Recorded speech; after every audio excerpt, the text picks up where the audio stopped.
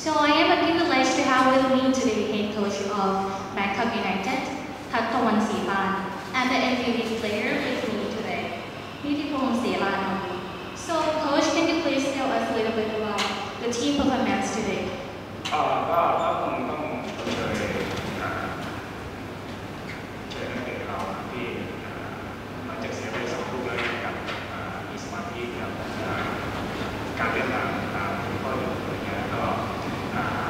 ไม่ได้เป็นเหมือนก่อนที่ตัวเสียประตูแล้วพยายามที่จะสร้างเกมแบบไม่ผลลัพธ์อะไรเงี้ยเพราะฉะนั้นก็เห็นว่านักเตะหลายคนได้พัฒนาขึ้นในเรื่องของวิธีคิดแล้วก็แนวคิดในการเล่นอะไรเงี้ยที่ระดับที่สูงในระดับเอเชียก็ถือว่าวันนี้เป็นเกมที่ก็ถือว่าเป็นวันที่ดีที่สุดแล้ว So I have to give all the compliments to all the players and have been participated today. Once we all going out for attack, they don't forget to come back on defense, which is a really good discipline on playing. And also once we got the goal leading, we were 2-0 down, we still got a good team spirit to come back on. So, but then we all have to know what we need to improve and try to get better. So have to be more competitive in the future. Thank you very much for your comment, coach. And next for the player, could you please tell us about which part of your team need to be improved with your teammates? ก็จริงๆก็เราทำกันบ้านมาค่อนข้างเยอะแล้วก็ทีมเขาเป็นทีมที่ระดับสูงเราก็มีความกระหายที่จะเล่นกับเขาก็เราค่อนข้างพอใจกับผลเสมอมากๆก็มันเป็นกำลังใจของเราที่จะไปเยอะอีกก็คงจะทำให้เต็มที่ขึ้นSo we actually did a lot of homework and analyzed quite a lot against Yokohama F Marinos. We know how good and how strong they are. We actually did our best and we tried to improve in every aspect that we can, and we actually quite impressed with the draw that we did today against a very top team like Yokohama F Marinos. Thank you very much. And right now the microphone is ready. If you have a question, raise your hand, introduce yourself, and following by the question.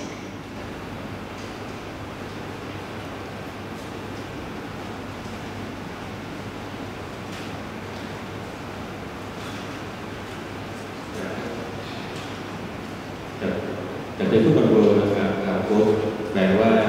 ในนัดแรกที่เยือนที่โยโกฮาม่าว่าอากาศมีผลแค่ไหนครับทีมทูบันคอกในการไปเยือนมีความต้องเตรียมตัวแค่ไหนครับว่าอากาศที่ต้องเจอส่วนของนิติพงศ์ก็พูดถึงศักยภาพของประเทศไทยกับญี่ปุ่นของทีมได้มาเจอกันในวันนี้เนี่ยถือว่าเราพอใจในการที่เราสู้ได้อย่างสุดสีมันคาดหวังประมาณนี้ครับว่าเราจะทำให้ดีกว่านี้อีกนะ So the first question was to our head coach, so that the next game will be away in Yokohama, and the weather will be a lot colder than this. Will that be any effect into the team? ก็จริงๆไม่ใช่แค่สภาพอากาศที่เราจะต้องปรับตัวอะไรเงี้ยผมว่าเป็นทุกๆด้านเลยที่เราจะต้องเตรียมตัวให้พร้อมมากกว่านี้อีกหลายเท่าเลยเพราะว่า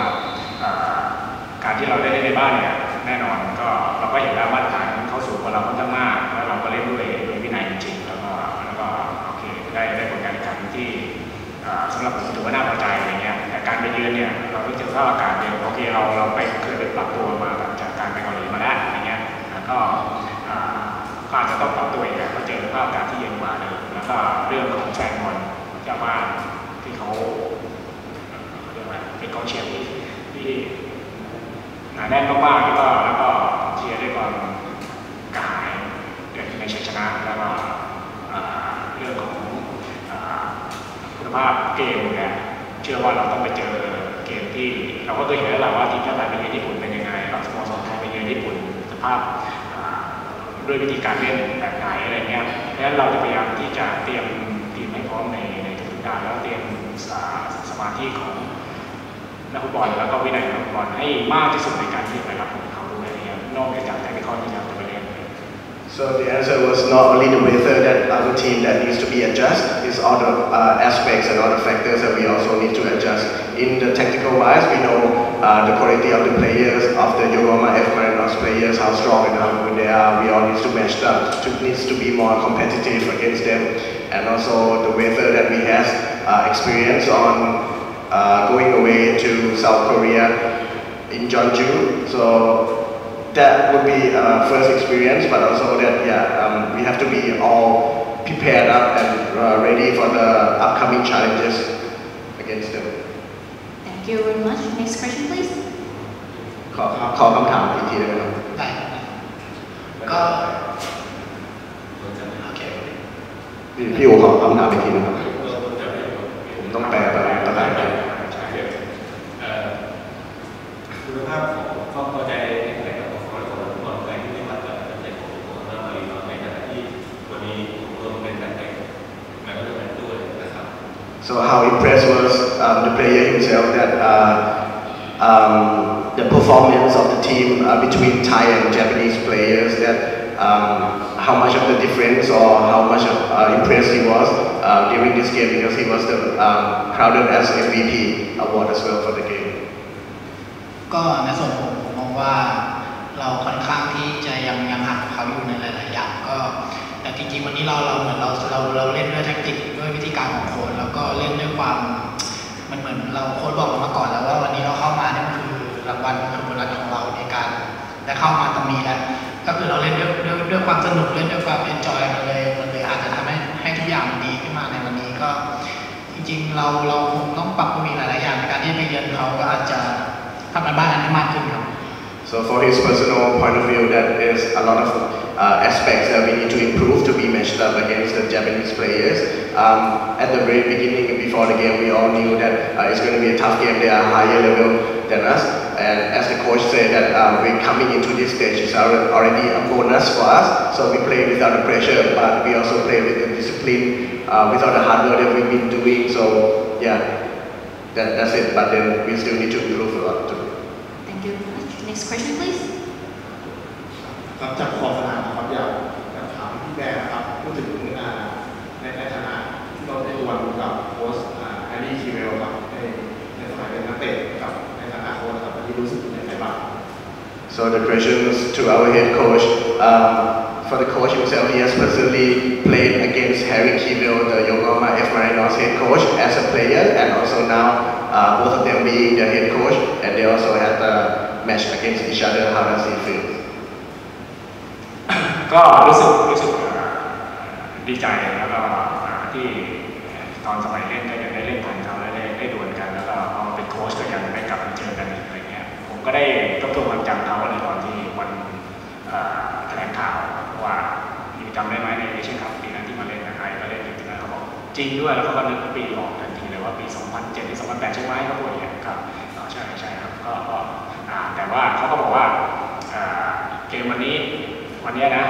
ก็อาจจะไม่เหมือนวันนั้นก็ได้ที่ทีมชาติไทยแพ้ 4-0 เขาก็มาให้กำลังใจเราอะไรเงี้ยครับ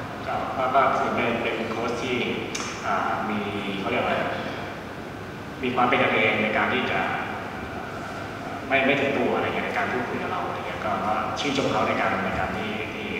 เป็นทั้งนักเตะที่เก่งแล้วก็เป็นโค้ชที่เก่งSo our head coach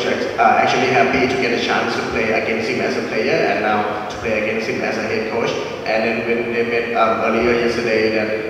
our head coach also reminded Harry Kivil that we actually met and play against each other already. And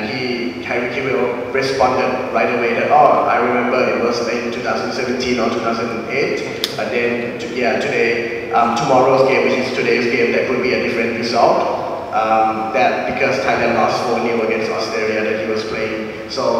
our head coach thinks that Harry Kivil was actually a nice guy, friendly and very humble, and he also supports us in a very supportive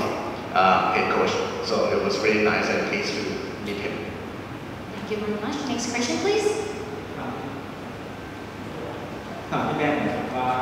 เดี๋ยวก่อนที่จะมีไปญี่ปุ่นมันจะมีขั้นกับตัวไทยว่าจะมีการแข่งขันโดยนักเตะว่าตัวเสือมีเสียง So the question to the head coach before playing an away game to Yokohama F Marinos, we're gonna have another away trip to Sukhothai. Will there be any changes made or rotation in our squad or starting lineup? ก็แน่นอนครับเรามีสควอตที่ใหญ่ขึ้นในการเติมผู้เล่นเข้ามาก็จะเห็นว่าวันนี้เราเล่นในแท็กติคอีกแบบหนึ่งก็พยายาม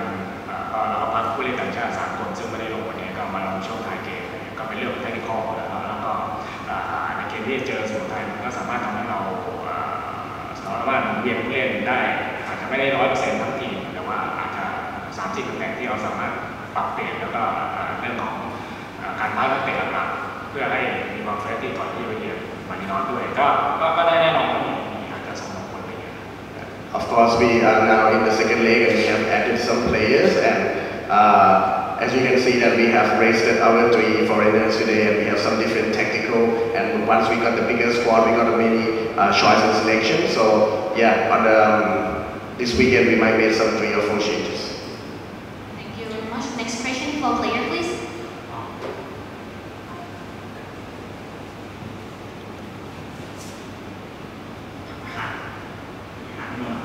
จังหวะที่ขอไปที่มันคิดอะไรเพราะมันต้องเป็นประตูไหมหรือว่าตรงนั้นต้องมีคนไหมอะไร So the question to our player on the second goal that he has assisted during that when he was crossing what was he thinking? ก็จริงๆมันเป็นจังหวะของฟุตบอลก็เราอาจจะซ้อมมาด้วยแล้วก็เป็นทัมมิ่งของทีมที่เราซ้อมมาอยู่แล้วก็น่าจะเป็นจังหวะอย่างนั้นเท่าไหร่ It's actually a timing in football that it eventually happens and then it's actually the picture and the timing, the shape that we have been training in. So he was just crossed and yes, of course he hoped that it would be a goal and eventually it did. Thank you very much. Next question will be the last one. Is there any question? พี่แม่ครับเมื่อนี้เรามักจะเสียประตูก่อนพี่แม่แก้ไงก่อน In this tournament, most of the games we conceded the goal first, and how did our coach manage to get a comeback or a good result? ก็จริงๆเจอเกมระดับสูงแบบนี้มันก็จริงๆเป็นเรื่องของสมาธิเรื่องของวินัยแทคติคอลก็เป็นส่วนหนึ่งแต่ว่าเราจะเห็นว่าเราก็เสียสมาธิจากลูกเซตเพลย์ลูกหนึ่งที่เราเสียประตูแล้วก็ลูกที่2เนี่ยเป็นการเสียสมาธิของตำแหน่งการยืนของรินซึ่งจริงๆแล้วเราเตรียมแทคติคอลมาแล้วว่าตำแหน่งของการวิ่งตรงนี้ต้องเกิดแน่นอนและจะมีคนตามติดอะไรเงี้ยเราเตรียมมาอยู่แล้วในการที่จะตีกับนักเตะในแทคติคอลตลอด 2-3 วันมานี้แต่ว่ามันเป็นเรื่องของสมาธิจริงๆที่เรากำลังบอกว่านักฟุตบอลเราเนี่ยต้องพัฒนาหรือต้องเพิ่มต้องปรับปรุงในเรื่องของสมาธิในการเล่นในแทคติคอลหรือว่ามีวินัยในการเล่นตลอด 90 นาทีเพราะฉะนั้นเราจะหลุดไม่ได้นั้นพอหลุดตำแหน่งที่10 ประตูที่ 2 นั่นแหละคือเป็นการลงโทษเพราะฉะนั้นสิ่งที่เราจะต้องค่อยๆเน้นค่อยๆย้ำแล้วก็เพิ่มเรื่องของเกมไอเดนติตี้ให้นักเตะได้เล่น 90 นาทีแบบสูงอย่างเงี้ยซึ่งตอนปีที่3เราเตรียมทีมมาแล้วก็นักเตะทำได้ดีมากๆกับการเล่นกับทีมระดับสูงด้วยเกมไอเดนติตี้อย่าง 90 นาทีแบบทั้งเทสซิ่งทั้งไล่บอลทั้งเกมรับทั้งอะไรเงี้ยไปเกิดจะได้ดีเพราะฉะนั้นตรงนี้มันต้องคอยย้ำคอยเน้นแล้วคอยช่วยกันพัฒนาในเรื่องของวิธีคิดของเด็กให้ได้แล้วก็วิธีการซ้อมเพื่อให้สามารถทนกับความเหน็ดเหนื่อยความล้าในเกมที่จะต้องเจอตลอด 90 นาทีเพราะฉะนั้นเนี่ยมันไม่ใช่แค่โค้ชแต่ก่อนต้องช่วยกันนะตรงนี้ถ้าเราต้องพยายามพัฒนาให้ไปได้ถึงได้ในอนาคตเลย So with this high level of the game that we all have to be 100% and fully focused and concentrated. If you notice that the 2 goals that we conceded, it was from the lack of concentration. The first goal was some mistake from the positioning on and concentration on the set piece from the corner, and also the second goal that we have actually trained and analyzed that there will be some gaps that they will attack, and we need to be there to close all the gaps from our players. So all in all, we need to improve on our concentration and game's intensity to be able to play this high level of a game for the whole 90 minutes. In the preseason, we actually did have some friendly games against a South Korean team, Chinese team, that we know how good they are at a stronger level. So we all need to improve, come back and improve ourselves as a team. Thank you very much. And that's all for tonight. Thank you very much, coach and player. Good luck in next game. Thank you for all. Thank you.